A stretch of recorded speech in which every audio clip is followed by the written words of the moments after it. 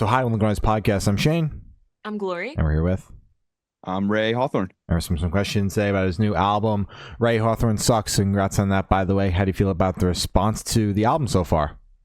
I'm pretty stoked, to be honest. When I put it together, I wasn't necessarily expecting I don't know, emphatic reaction from anybody because most of the songs already came out throughout the year. But people have been really digging it and people have been listening to it a lot. So that's really all I can hope for, you know? Hell yeah. Yeah, damn right. The album fucking rocks. Yeah, album's Thank you. incredible. Hell yeah. Thank you. Yeah. We've been keeping tabs all year because your team's been pitching like the singles and the EP, and it was like I hope this compiles into something, because like by the time we get to the email, you'd already be on to the next thing, and it's like God damn it. So finally caught the record, and we're getting to chat, so I'm stoked. Yeah, that's awesome. Right. That's cool to hear. Oh yeah. Right. So is there any meaning behind the album title or cover art? So yeah, the title I think is just kind of like, I think it's funny, but it's also very there is a meaning to it. It's a lot of the songs, if you listen to them, they're very self-reflecting in a lot of like the worst parts of myself. You know, most of the songs that I've come out with this year, and especially the ones that wound up on the album, really deal a lot with just struggles that I've had in my life, whether it's like mental health or sobriety or just how I've treated people and how I could be like a better dude, and I never am. So it's just like Ray Hawthorne sucks. Yeah. You know what I mean? This dude sucks. So it's funny, but there is actual meaning behind it if you look for it. Yeah. And any meaning behind the cover art? Not really. I just really like Muppets, you know? Yeah. Fair enough. With Muppets. Yeah. That's my whole deal is I just really like Muppets. So I've done a million like Muppet cover arts throughout the year. So I think at this point, if anyone's listening to my stuff and they see like a red Muppet on a cover, they're like, that's a Ray song, you know? Exactly. That's just you're making it part of your Muppet brand. Guy. Yeah, exactly. Yeah. Exactly. Yeah. So can you tell us a little bit about your writing process for the album? Yeah. So like we said, like I've been putting out songs for most of the year, and for most of the year I've been doing one like every week. And the thing about that is it's not like I just write one song every week and put it out. Like I'll actually do a lot of writing. And I try to stay like a month ahead of the releases if I can, but let's say I put out one song a week, I've probably written like 5. You know, and that's like the one that I like the most. But like I touched on with the album title, so much of the writing process is just sort of me trying to like look inward and see how I'm feeling about myself, be it in that exact moment or maybe something that I dealt with a few years ago. I really just try to be as honest as I possibly can in all the songs that I put out. And luckily, I think that has resonated with people somewhat. I get a lot of people reaching out to me, you know, depending on whatever song it is, but they'll say that a certain lyric or a certain song or just me saying something has kind of helped them through something in their life, and that feels good, you know, when that happens. So, and I think most of the songs that I've ever loved, like growing up, were kind of vulnerable and honest. So I think I just sort of like tried to take that on as much as I can. Yeah. Right. I mean, I feel like this is like a gimme question. Like, you know, you're putting out songs almost every week, writing a bunch every month. Have you ever struggled like throughout this process of this year, like, you know, hitting a wall like with writer's block? And if so, how'd you get through it? You know, sometimes it's like, sometimes I just need to take like a week or two off from writing. And that's why I try to stay at least like a month ahead of the curve. It was actually pretty hard when it came time to put the album together, because like I said, most of the songs had already come out, but I didn't want it to be all songs that had already come out on the album. Yeah. And I also wanted to get a vinyl printed up for the album. So I actually needed to finish all of that like 2 months in advance, so that I could like send the final copies out to get printed on the vinyl and everything. And so I had to do essentially like 2 months advance work there. and then continue to do the regular singles that were coming out, that is the most burnout I've been. That's So like crazy. so I think my due date for myself to finish the album was like September 14th. Mm.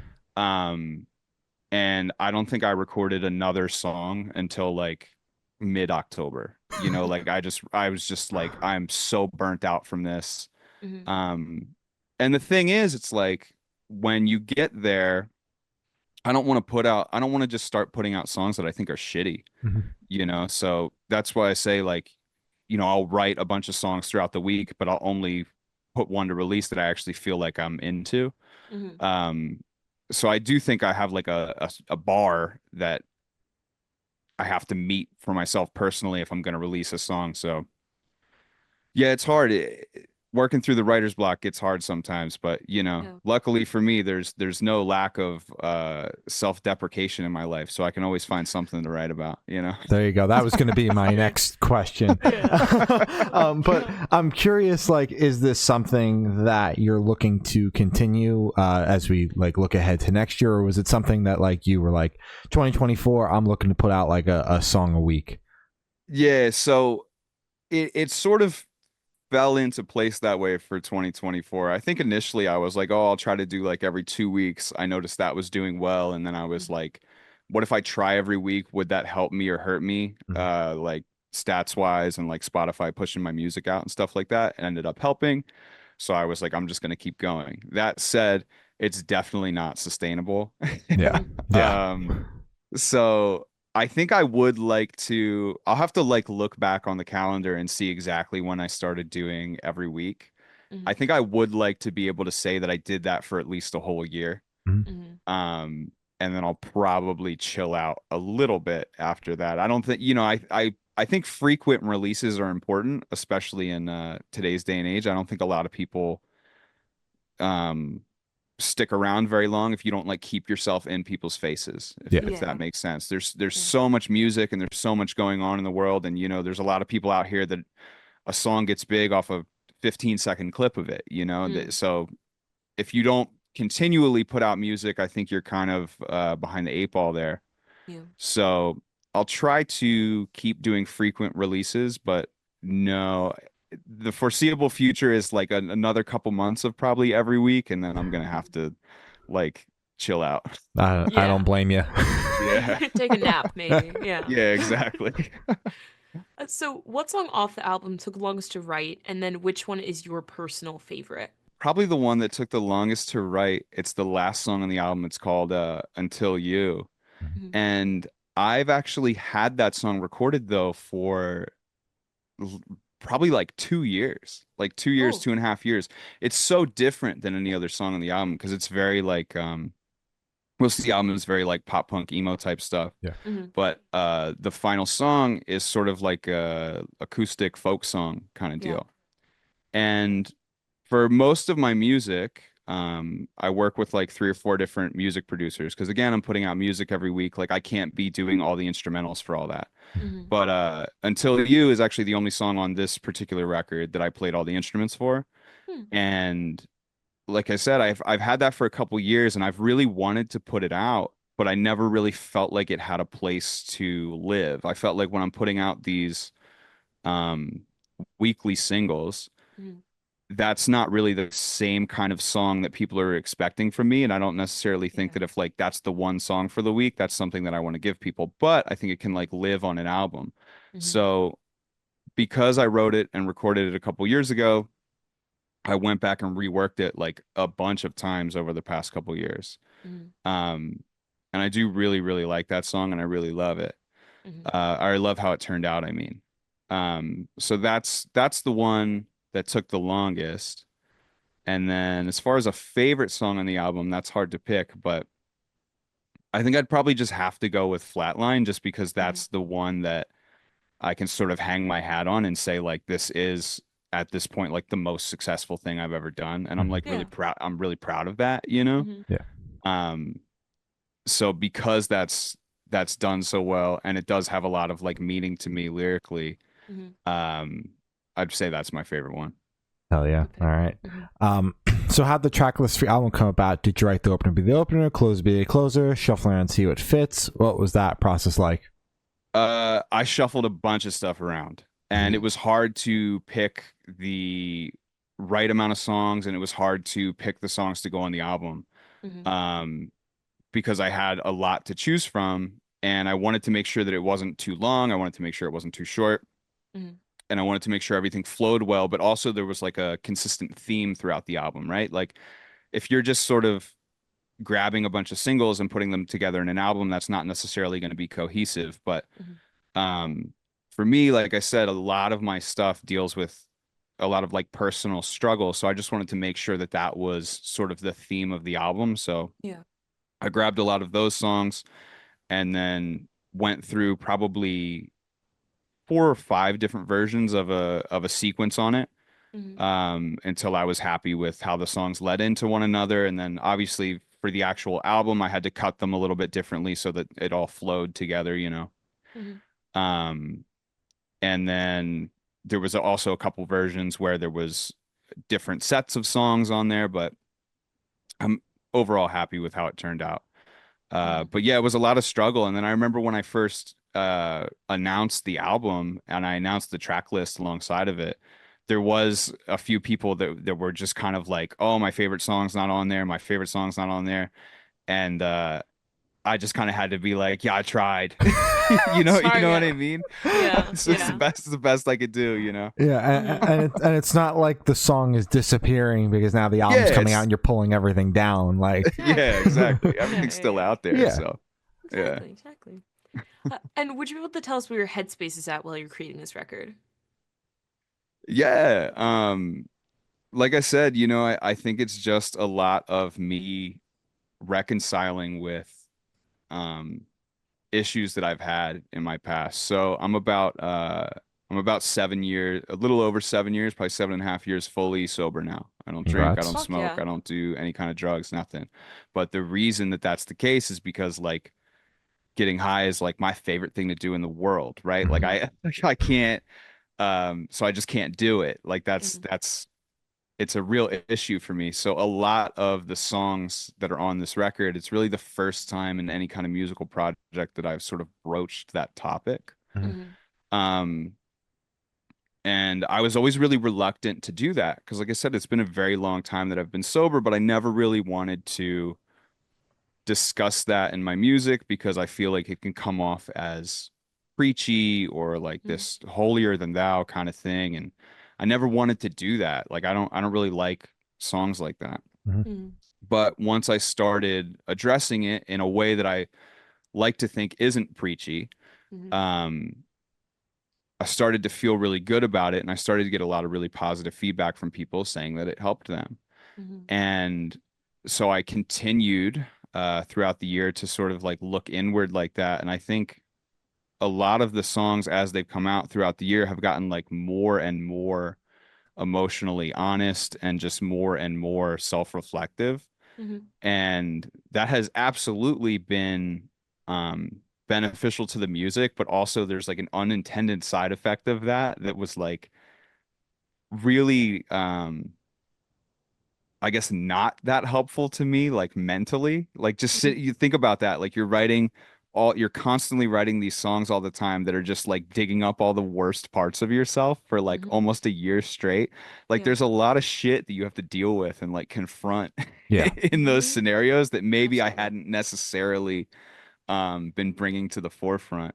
So that was like an interesting side effect of the whole thing. But Hmm. overall, it's very cathartic. I think my headspace and the writing process for this record has been exceedingly cathartic Hmm. by the time it all comes out and by the time it gets finished. Yeah. Well, that's Damn good. right. Hell yeah. Hmm. I know you mentioned like these topics aren't something that you've touched on in your music despite being sober for so long. Is there any sort of anxiety with like finally putting that out there into the world, or I guess since it's out, are you feeling confident now that it's out there? I'm definitely I'm good now that it's out there. Mhm. Hmm. But yeah, when I first decided to do it and really talk about it, there was a ton of anxiety Yeah. surrounding it. Mostly because, like I said, I personally don't really like when people do like sober records and they come off as preachy. Like that's the Mhm. best way I can put it, It's like Mhm. I just didn't want people to be like early like fucking Macklemore stuff. You know what I mean? Like I didn't want people to be like that, Yeah. like that kind of shit towards Yeah. Yeah. me. Yeah. Yeah. Um um so yeah, there was a lot of anxiety surrounding that, but overall I think that was sort of something I needed to address and knock down if I were to continue to be very honest in my songs. Mhm. And there's plenty of stuff that I've written about that's not necessarily about struggling with sobriety. And I don't necessarily know that I would be as able to be such an open book if I was Mhm. keeping this like one part of me secret. Mhm. That makes sense. That Yeah. makes a ton of sense. Yeah. Yeah. So how do you recommend your fans to listen to this album for the first time? Should you do it in the car with friends and talk with headphones on? It is workout album, party album. What do you personally recommend? Oh man. Uh I get a lot of I get a lot of feedback that it's a workout album for a lot of people, which is very surprising to me. Yeah. Yeah. Um, Personally, when I was going through it, and picking the track list and stuff, I was doing it, listening to it a lot while I was running. I like to run, Mhm. and I'm sort of a captive audience to the thing. Obviously, I'm interested in it, but it did help my Mhm. runs go along faster. Yeah. Yeah. That's good. So if anyone's running, hopefully that works. There's some not too many slow tunes on it, so that could help. Yeah. Keeps Um, the pace up. yeah, Mhm. yeah, exactly. Mhm. That's the goal. Yeah. Hell Yeah.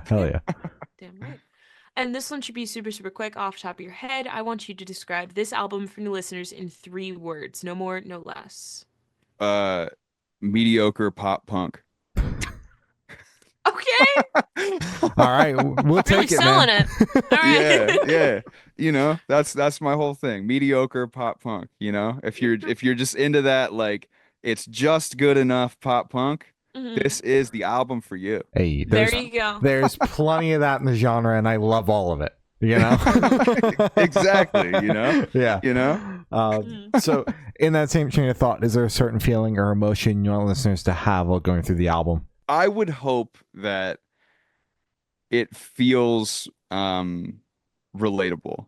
Mhm. That's all I hope is that people can put it on and it does feel relatable in a sense that it's either something that they have felt before that's being addressed or something that you know feels good to them to hear, just to know that someone else has gone through a similar thing. Mhm. um that's really my goal. I mean, I've been writing songs since I was so young, and I think all of the songs that I've ever loved are because on some level the lyrics like really got to me. Mhm. And when I was a kid writing songs, I would like try to do that. Like I would just write these really like shitty Bright Eyes ripoffs of like, heartbreak that I had never actually gone through, and Mhm. just trying to be like extra deep and stuff. Yeah. Um, so I would hope that by now in my life I have been through enough shit that I can sort of put it on the floor Yeah, and Mhm. it's like relatable to people for real this time. absolutely. Yeah. Hell yeah. Go for it. Authentic this time around. Yeah, Yeah. exactly. Yeah. Exactly. Sure. And are you able to touch on any particularly challenging or standout moments during the creation of the album, positive or negative? Um, so for Flatline, the opening song, that was a challenging moment in the sense that the day that I recorded that song, I was actually recording a completely different song.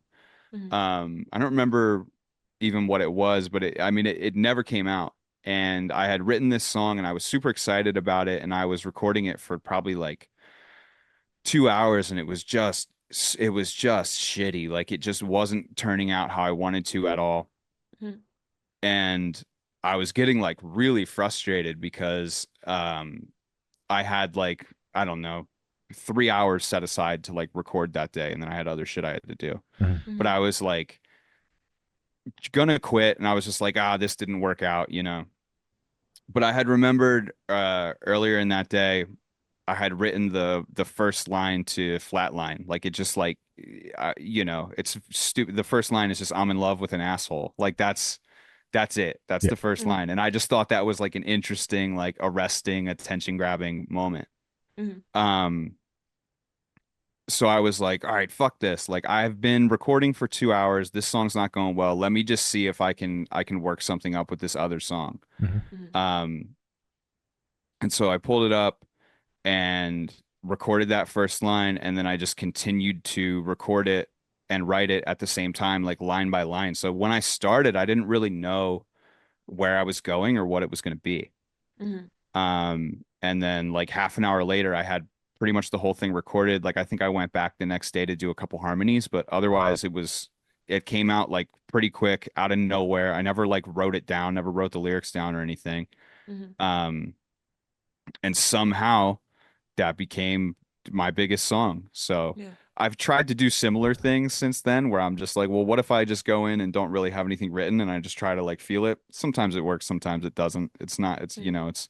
It's not like a perfect formula or anything, but that's that's an interesting moment because it was such a frustrating day. Mhm. But it ended up being so good. Like I remember when I finished Flatline and I like listened back to it, I was like, oh, I think this is a good one. Like I really feel like there's something good about this one. Yeah. Yeah. Um, so I was pretty pumped about that. Hell yeah. Fuck yeah. It's wild that like the biggest song so far came out of like a frustrating session where you couldn't crack another Yeah. song and you're like, just fuck it, I'm gonna basically freestyle this other Yeah, song. exactly. Yeah, it's really, really crazy. Yeah. Mhm. So it's interesting that it turned out that way for sure. Absolutely. Hell yeah. So for this question, I want you to picture you're on tour, you're at a gas station for a rest stop. What is your snack of choice? Oh man. Um, Rice Krispie treat. Ooh. All right. Yeah. Fucking Yeah. classic. Hell yeah. Yeah. I don't know why. I haven't don't think I've had a Rice Krispie treat in like 10 years. That's just like the first thing that popped up. I don't really eat a lot of snacks. Like I Mhm. said, like I like to run a lot and I try to like really keep on top of like what I'm eating. So that I Mhm. don't know why. Like gun to my head, I'm like I want a Rice Krispie treat. Yeah, Yeah. Give me a there you Rice go. Krispie treat. Yeah. Yeah. Hell yeah. All right. Yeah. And on the topic of food, if your music project was a dish, what dish would it be and why? Whoa. Hmm. That is the craziest question I've ever heard. We ask the deep Yeah, ones around honestly. here. Oh Yeah, yeah. that's Yeah. that's wild. Hmm. I'm gonna say chicken and spinach because that's what I eat on the daily. Yeah. So All just right. keep it going, you know? Yeah, Yeah. exactly. You Yeah. know, I put out songs every week. I eat chicken and spinach every day. I'm a Hmm. man of routine. Yeah. Yeah. That's it. So if you wanna get in routine with me, Hmm. uh, listen to my album and make some really bland chicken and spinach. All right. You've really been Yeah. selling this thing all Yeah, you interview, know? bro. Mediocre Exactly. Yeah. pop Yeah. punk, You chicken want to hear some spinach. mediocre pop punk? Eat some bland chicken and spinach. That is the Ray Hawthorne way, you I know? love it. I Exactly. love Yeah. it. Damn right. And for the last couple questions, we're going to shift completely away from music and go straight to death row. Boom. So, Okay. if you're on death row, what would your last meal be with a drink? Oh, well, it can't be chicken and spinach this No. time. No, it Little cannot bit be. more exciting, maybe. Yeah. Well, I mean, I'm gonna die, so it's gotta be something good. Hmm. Well, I'd probably have uh like a Coca-Cola to drink Okay. Hmm. because you know, we're dying, so we're gonna have soda. Mm-hmm. Love me Hmm. some soda. Come on. And then I would have a McDonald's big breakfast. Okay. What is that? The big breakfast, it's like it's got pancakes and hash brown and eggs, I think, is what it Ooh. comes with. It's been a very long time since I had it, but Yeah. um I used to love those. Yeah, so that's what I'm Yeah. going with. Coca-Cola and McDonald's the Big breakfast. deluxe big breakfast Oh actually shit. is what Yeah, a we're little going for. fancy. Okay, Yeah, okay. yeah. Yeah. I think that one comes with some bacon too, you know. Ooh. All right. I'm rocking with it. All right. All right. And if you could live Yeah. in one fictional world for a week, where would you live? Adventure Time. Mm-hmm. Damn I, right. I think Yeah. that would be dope. I think it would be a Yeah. lot of fun in Adventure Time. I actually really, really love that show. Yeah. So hopefully that comes back soon. We'd be Yeah. cruising around the land of Ooh, kicking it in the Mm-hmm. Candy Kingdom, you know? Damn right. Oh yeah. Dreams. Yeah. Yeah. And I've now asked the last question. Every single person we've spoken to have said that it is the most important question. What's your favorite color? Purple. Specific shade of Ooh. purple. I've never thought about that. Maybe like a very a calming purple, but Mhm. still badass, you know? Yeah. Yeah, yeah, Like, yeah. like not too fluffy, Mhm. Yeah. kind of intense, but calming. Okay, Yeah. I got you. Yeah, yeah. Bold but like kind of chill. Yeah. Yeah. Exactly. Yeah, I yeah, get it. I get exactly. it. All There right. we You know what go. you're putting down. Yeah. So as I said, that's all the questions I have today. Is there anything that you would like to plug? Not really. If you go to rayhawthornesucks.com, uh, you can find everything you need from me there. You can order a vinyl of the album. You can find all my social media stuff. You can watch my music videos. Rayhawthornesucks.com is your go-to place for mediocre pop punk. Hell yeah. There All you right. go. Well, thank you, Sal. It's been Ray Hawthorne, and we have been the Good Noise Podcast.